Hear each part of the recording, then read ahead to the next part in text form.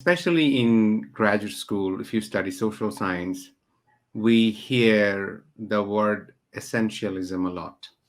Now,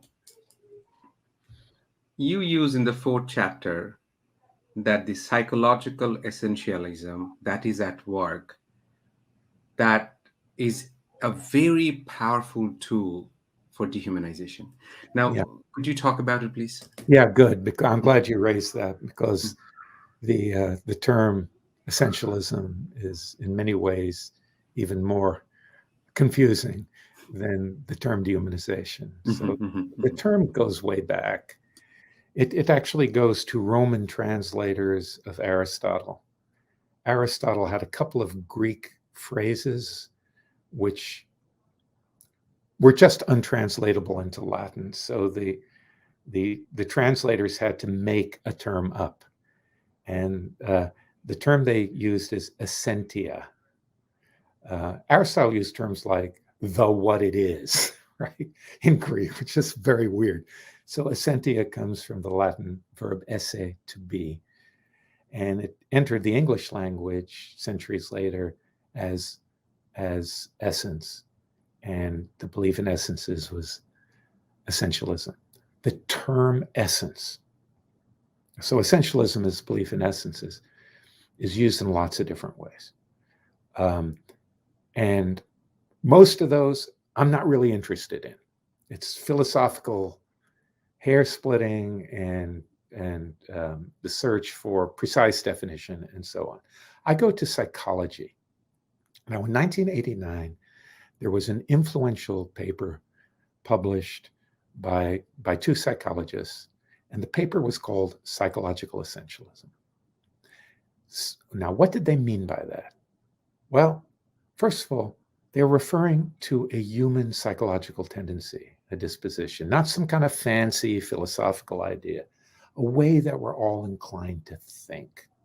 And in particular, a way that we're all inclined to think about the world of living things, including people. And the idea here was that human beings have this tendency to divide living things up into these groups, like biological species, to carve, in philosophy talk, we'd say carve the world into natural kinds. So a natural kind is a kind of thing which is objectively a kind of thing. It's not something that's been made up. It's discovered rather than invented, and so on. Okay, that's the first bit. And then the second bit is, what makes any individual a member of one of these kinds? Well, on the essentialist way of thinking, the way of thinking that we're all prone to, it's not how the thing looks, it's what it is on the inside, that there's some deep fact about that individual that only and all members of that category share. So let me illustrate. Let's illustrate with human beings.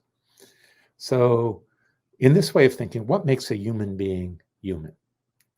Well, it's not how we look, right? It's not that, for instance, we have two legs. There are people without legs, which we unhesitatingly regard as human, just for instance. Well, what's it supposed to be? Well, if we look historically, in the European tradition, it's the possession of a human soul. Now, has anyone seen a soul? No, it's by definition unobservable. Um, the soul is doing the work of the essence there, right? Nowadays, people who think they're also scientific will say, well, it's the human genome, Mhm, mhm, right? The same idea. There's a mhm, hidden something that makes us the kind of beings that we are. And mhm, that hidden something, to go back to the original 1989 paper, is supposed to be causally responsible, supposed to produce the typical observable features of mhm, members of the kind. So why do dogs wag their tails and have four legs and so on? Because the dog essence unfolds in that kind of way. mhm, Why are humans the way they are? Because the human essence mhm, unfolds in this kind of way normally. Remember, I mhm, said there are people without legs. mhm, There are dogs without tails, right? mhm, mhm, These are kind of deviant specimens mhm, in mhm, this way of thinking of the kind. And when we were talking about race a little bit early on, we were talking about in the blood, works that way as well. Mhm. Racial essentialism is the idea that the members of a race all possess a unique essence, which is usually reflected in their appearance but need not be. And in fact, in every racist regime, Mhm. there's a terror of the subordinate group passing as a member of the dominant group. And Mhm. that's Mhm. why in racist regimes, people look for pedigrees. Pedigrees means, who is your, I mean, one of the Who are most your common, ancestors? Yeah.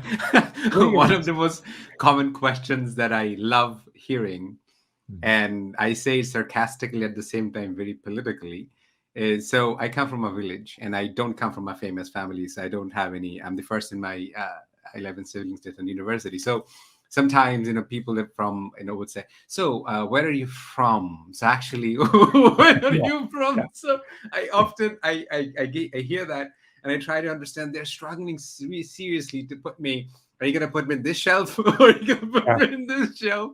So Yes, yeah, that, exactly. In fact, there's a wonderful paper by philosopher Charles Mills called Mhm. "Where Are You Really From?" So I would imagine if someone asked you that, you say, "Well, Canada." Say you're visiting. "Oh, I'm from Canada." No, where are you really from?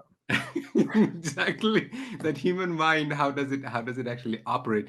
And I Yeah. think a lot of the times, at least in Bangladeshi context, because being a teacher and when I work with young kids, I mean, when I say young, I mean high school students or probably early college students, is that a lot of the essentialism about women, oh, this is women alike, there, and we don't understand that how that essentialism actually makes us violent Mm, towards women.